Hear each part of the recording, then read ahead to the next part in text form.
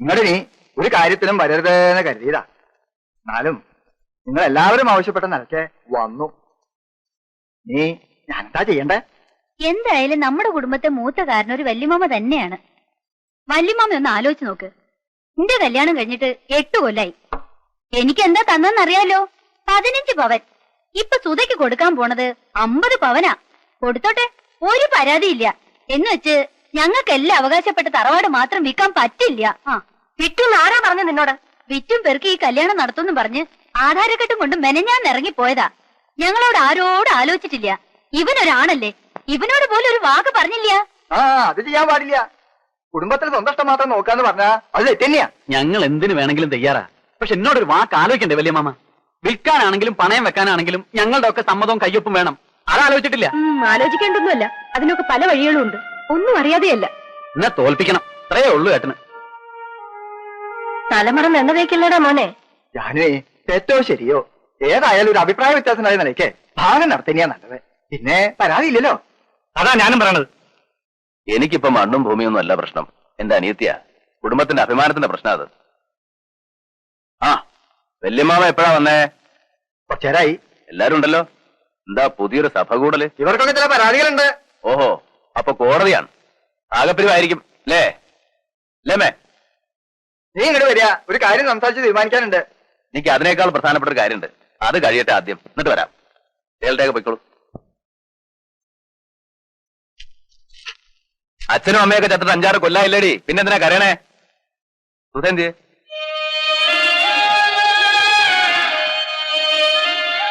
ഇവളുടെ മുഖം വല്ലാണ്ടിരിക്കണേ? അവള് കരച്ചില് തന്നെയാ.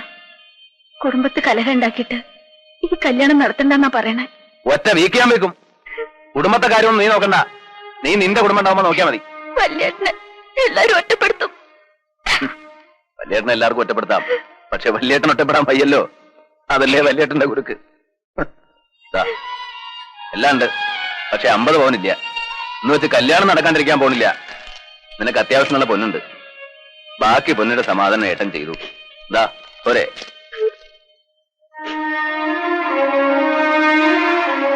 ആ ഇനി പ്രതികൂട്ടി കയറാം. വിസ്തരിക്കാം. വക്കീലിനോ ജഡ്ജിക്കോ ആർക്ക് വേണം വിസ്തരിക്കാം. ഏട്ടനെന്താ പരിഹസിക്കാണോ? ഞങ്ങളോട് ആലോചിക്കാതെ ഏട്ടൻ ചെയ്യണമൊന്നും ശരിയല്ല. ഞാൻ എന്ത് ചെയ്തു? എല്ലാവരോടും ആലോചിച്ച് തന്നെ അവളുടെ കല്യാണം തീരുമാനിച്ചത്. ഒടുവിൽ നീ എന്ത് ചെയ്തു? എന്നെ വഞ്ചിച്ചു. ഇനിയും ഞാൻ ചെയ്യുന്നോ നിന്നോട് ആലോചിക്കണോ? ആഹാരം ബാധ്യതപ്പെടുത്തി പണം വാങ്ങിയില്ലേ, അതെന്നോട് ആലോചിച്ചോ? എല്ലാവരോടും കൂടെ വഞ്ചനയാണ്. നിങ്ങളൊന്ന് പറയണ്ട, ഞാൻ പറയാം. എല്ലാവർക്കും ഭാഗം പിരിയണമെന്നുണ്ട്, അത് നടത്തി കൊടുക്കണം. ഇനി ആധാരം ബാധ്യതപ്പെടുത്തിയിട്ടുണ്ടെങ്കിൽ അത് നീ ഏൽക്കുകയും വേണം. അമ്മ എന്ത് പറഞ്ഞു? ഭാഗം നടക്കട്ടെ. എല്ലാരും തല്ലിപ്പിരിയണേലും നല്ലത് അതന്നെയാ. നടക്കട്ടെ. വല്യമ്മാവ തന്നെ ഒന്ന് നടത്തി കൊടുക്കുക. എനിക്കിത് കാണാൻ വയ്യ. നടക്കട്ടെ. പിന്നെ നിങ്ങൾ ആരെയും ഞാൻ ബാധ്യതപ്പെടുത്തിയിട്ടില്ല. ഈ സ്വത്തിൽ എനിക്കും എന്റെ മക്കൾക്കുള്ള അവകാശം സുധയെ കെട്ടാൻ പോകുന്ന രാധാകൃഷ്ണൻ എഴുതി കൊടുത്തു. അല്ലാതെ നിങ്ങളാരെയും ഞാൻ വഞ്ചിച്ചിട്ടില്ല. അത് പറയുമ്പോ ഇവർ എന്നോട് പറഞ്ഞ ചില കാര്യങ്ങൾ കൂടി പറയേണ്ടി വരും. 10-20 കൊല്ലായിട്ട് ഈ സ്വത്ത് മുഴുവൻ നീ തന്നെയല്ലേ നോക്കി നടത്തണേ? അതിന്റെ ആദായം നീ തന്നെയല്ലേ പറ്റണേ? ഒരു കണക്കും ഇതുവരെ ആരും ചോദിച്ചിട്ടില്ലല്ലോ. ആ കണക്ക് എങ്ങനെ വക കൊള്ളിക്കും? ഇവൻ സ്വന്തം കാര്യം നോക്കാനല്ലല്ലോ, കുടുംബം നോക്കിയില്ലേ? എല്ലാരും വളർത്തി ഒരു നിലയിൽ എത്തിച്ചില്ലേ? അതൊക്കെ പറയുമ്പോ പറയാന്നല്ലാതെ കൃത്യമായിട്ടൊരു കണക്കുമില്ലല്ലോ. ഇല്ലമ്മേ, ഇല്ല. എന്റെ ഒരു കണക്കില്ല. എന്റെ അധ്വാനത്തിന് കണക്കില്ല, എന്റെ ജീവിതത്തിന് കണക്കില്ല.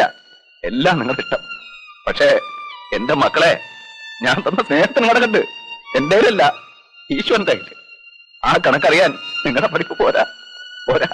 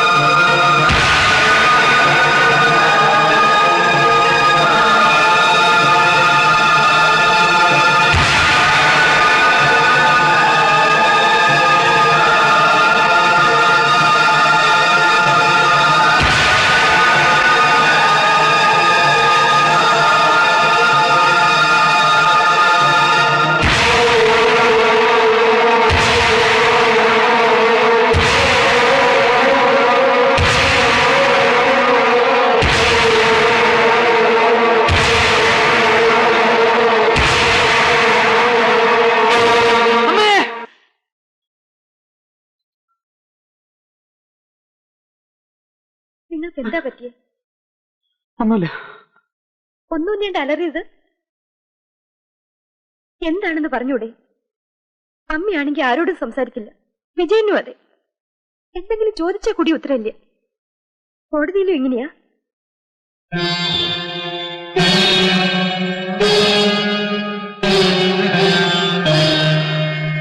എനിക്ക് സ്വസ്ഥതയില്ല. എന്റെ ഉള്ളിൽ നീറാണ്. ഉറക്കം പോലും കിട്ടണില്ല. തെറ്റാണ് ചെയ്തത് മുഴുവൻ. വെറും തെറ്റല്ല, ക്രിമിനൽ മിസ്റ്റേക്ക്. എന്റെ മകളോട് എനിക്ക് സഹതാപമേ ഉള്ളൂ. തെറ്റ് നിന്റെ മാത്രമാണ്. ഒരു പെൺകുട്ടിയെ നിലയ്ക്ക് നിർത്താൻ കഴിയാത്ത നീ എങ്ങനെ ഒരു കോംപ്ലിക്കേറ്റഡ് ആയ കേസ് നടത്തും? നിനക്ക് വലിയൊരു ഭാവി ഞാൻ പ്രതീക്ഷിച്ചിരുന്നു. പക്ഷേ എനിക്കിപ്പോ സംശയം. ഒരു കുടുംബത്തിലെ നീതിയും ന്യായവും നടത്താൻ കഴിയാത്ത നീ എങ്ങനെ കോടതിയിൽ മറ്റുള്ളവർക്ക് വേണ്ടി നീതി നടത്തും? വിജയൻ, തന്നെ എന്റെ മകൾക്ക് വാങ്ങിക്കൊടുക്കുകയായിരുന്നില്ല, അവളെ തനിക്ക് വിവാഹം കഴിച്ചു തരികയായിരുന്നു.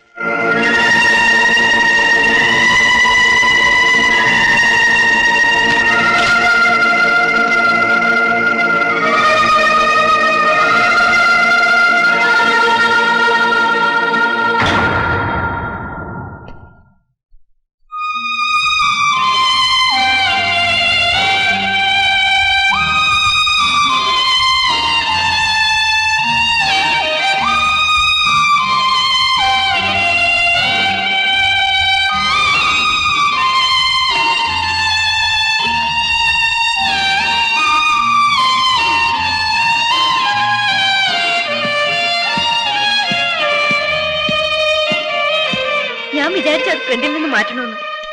എന്തിനാ അത് ഇങ്ങോട്ട് കൊണ്ടുവന്നത്? ഒന്നും അല്ലെങ്കിൽ മച്ചിന്റെ മുകളിൽ കൊണ്ട് ഡംപി, അല്ലെങ്കിൽ ആർക്കെങ്കിലും കൊടുക്ക്. ഇതെനിക്ക് വേണം.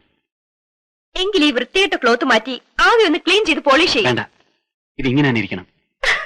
ഓ, ഏട്ടന്റെ ഓർമ്മയ്ക്ക്. ഓർമ്മയ്ക്കല്ല, അതിനെനിക്കിതിന്റെ ആവശ്യമില്ല. ഒരു ധൈര്യത്തിന്. ഞാൻ ഒറ്റയ്ക്കല്ല എന്ന ധൈര്യത്തിന്. ഓ, സെന്റിമെന്റ്സ് പാരമ്പര്യമായിട്ടുണ്ടല്ലോ ഈ ചീപ്പ് സെന്റിമെന്റ്സ്.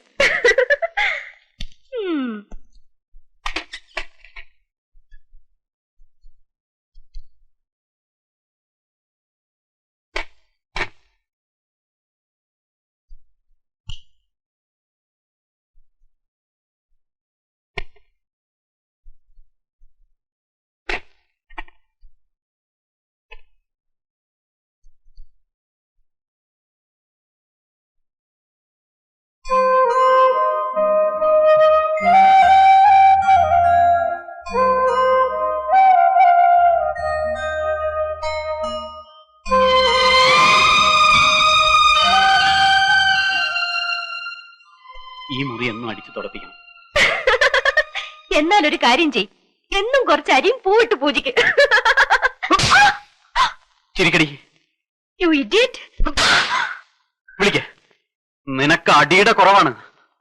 ആവശ്യത്തിന് അനാവശ്യത്തിന് പണം, പദവി, ലാളന. എന്നെ അടിച്ചു എന്റെ അച്ഛൻ അറിഞ്ഞോ നിങ്ങൾ അന്ന് പുറത്താവും. ഇല്ല, നിന്റെ അച്ഛൻ എനിക്ക് കൈ തരും. നിന്റെ അച്ഛന് പറ്റിയ തെറ്റ് ഞാൻ തിരുത്തുന്നതിൽ എന്നെ അനുമോദിക്കും. സംശയം ഉണ്ടെങ്കിൽ ഈ നിമിഷം നീ അച്ഛനെ ചെന്നിട്ട് പറയേ. എടേ, നീ ഇനിയാണ് ജീവിക്കാൻ പോണത് എന്റെ രീതിക്ക്, എന്റെ വീടിന്റെ രീതിക്ക്. നീ ജീവിതം എന്തെന്ന് കാണാൻ പോന്നേ ഉള്ളൂ.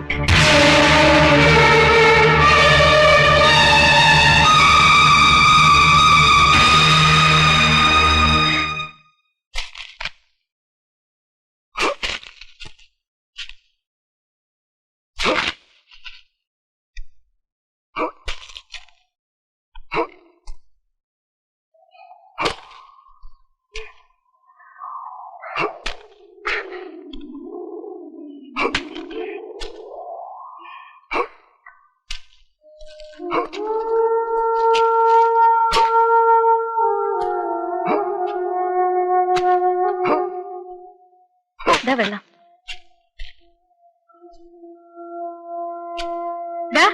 വെയിൽ കൊള്ളാണ്ട് അകത്തേക്ക് പോടാ. അവൻ വേര് കൊള്ളണ്ടോനാ. പഠിക്കട്ടെ മരുവേ, ഇവളെ പഠിക്കട്ടെ. പാറ പോലെ ഇരിക്കണം അല്ലേ? കന്നിമണ്ണ തൂമ്പ വേണ്ടില്ല, പക്ഷെ നനച്ചുണ്ടാക്കിയാലുണ്ടല്ലോ പൊന്ന് വിളയും, പൊന്ന്. എന്നിട്ട് ഈ കറുത്ത ചരടൊക്കെ ഒന്ന് മാറാം. ദേ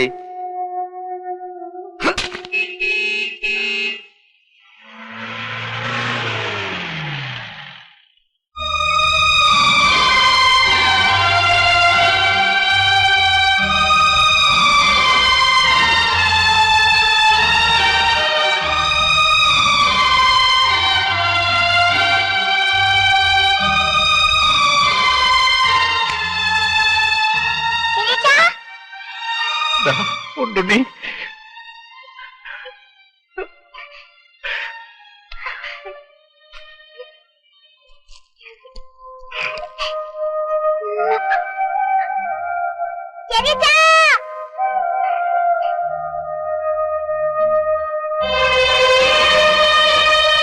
വിജയൻ അന്വേഷിച്ച് വീട്ടിലാ വന്നേ. എന്താ വിശേഷം?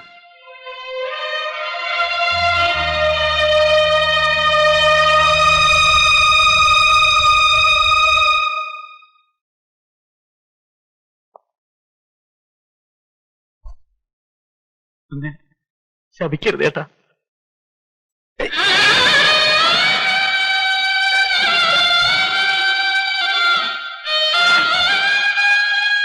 എന്താണ് എന്താ ഏട്ടൻ അങ്ങനെ ചിന്തിക്കാൻ പോലും പറ്റൂടാ? ഒരുപാട് വേദനിപ്പിച്ചിട്ടുണ്ട്, ഒരുപാട്. ഒക്കെ മറന്ന് ഏട്ടനെ എടുത്ത് എന്റെ കൂടെ വരണം. എന്നെ ഒറ്റപ്പെടുത്തരുത്. എനിക്ക് വീട് വേണ്ട, സ്വത്ത് വേണ്ട, ഒന്നും വേണ്ട. ഏട്ടനും എടുത്തി മക്കളോടെ ഉണ്ടായിരുന്നാ മതി. വേണ്ട മോനെ, ഇനി ഒരു മടക്കല്ലേ. പറ്റിപ്പിടിച്ചു നിന്നു പറിച്ചെടുത്ത പോലെയാ പോന്നേ. ഇനി വേണ്ട. ഏട്ടനത് ഉപേക്ഷിച്ചു കഴിഞ്ഞു. പോതാ പുതിയ മണ്ണ് ഉണ്ടായിരുന്ന പൊന്നും പൊടിയെ കൊടുത്ത് വാങ്ങിയതാ. അതൊക്കെ ഇനി ഉണ്ടാവും. പണ്ട് ഇതുപോലൊരു ഭൂമിയായിരുന്നു നമ്മുടെ. നിനക്ക് ഓർമ്മ ഉണ്ടാവില്ല? കുത്തിക്കളിച്ചുണ്ടാക്കി. ഇവിടെ അതുപോലെയൊക്കെ ഉണ്ടാക്കണം. ഉണ്ടാവും. ഈശ്വരൻ ആരോഗ്യ ആയുസൊക്കെ തരാണെങ്കിൽ. അമ്മയോട് ഞാൻ ഏട്ടനെയും കൊണ്ടേ ചെല്ലൂ എന്ന് പറഞ്ഞിട്ടാ പോന്നു. അമ്മയോട് പറയാ, ഞങ്ങൾക്ക് ഇവിടെ സുഖാണ്. നിങ്ങൾക്ക് എന്താവശ്യം ഉണ്ടായാലും ഏട്ടൻ വെളിപ്പുറത്തുണ്ടാവും. പോയിക്കോ, അമ്മ കാത്തിരുന്ന് വിഷമിക്കുണ്ടാവും. ഒരു ഗ്ലാസ് കാപ്പിയെങ്കിലും കുടിച്ചിട്ട്. വേണ്ട, പാലില്ലാത്ത കാപ്പി. കയറി ഒന്ന് ഇരിക്കാൻ പോലും സ്ഥലമില്ല. ഒക്കെ ഉണ്ടാവും. അന്ന് വരണം, ഭാര്യയും മക്കളും ഒക്കെ ആയിട്ട്. മാസത്തിലൊരിക്കലെങ്കിലും ഏട്ടൻ വീട്ടിൽ വരണം. അങ്ങനെ കണക്കൊന്നും വെക്കണ്ട. എപ്പോഴാ വേണ്ടെന്ന് വെച്ചാ ഏട്ടൻ അവിടെ ഉണ്ട്. ഇനി സന്തോഷമായിട്ട് ജീവിക്കുക. വലിയ വക്കീലാവണം. രാമൻകുട്ടി എന്നെക്കാട്ടിയും പേരും പണം ഉണ്ടാക്കണം. ഇവിടെ ഈ തമിഴന്മാരോടൊക്കെ ഏട്ടനൊന്ന് വീമ്പിളക്കാലോ. സമാധാനായിട്ട് പോ. നീ ഒന്നും ഒന്ന് പറഞ്ഞൂല്ലോ, അതിൽ സന്തോഷമുണ്ട്. എല്ലാം നല്ലതിനാടാ, എല്ലാം നല്ലതിനാ. പോയിക്കോ. എടുത്തി, ഞാൻ ഇടയ്ക്ക് വരാം. ആ, ശോഭയോടും പറയൂ.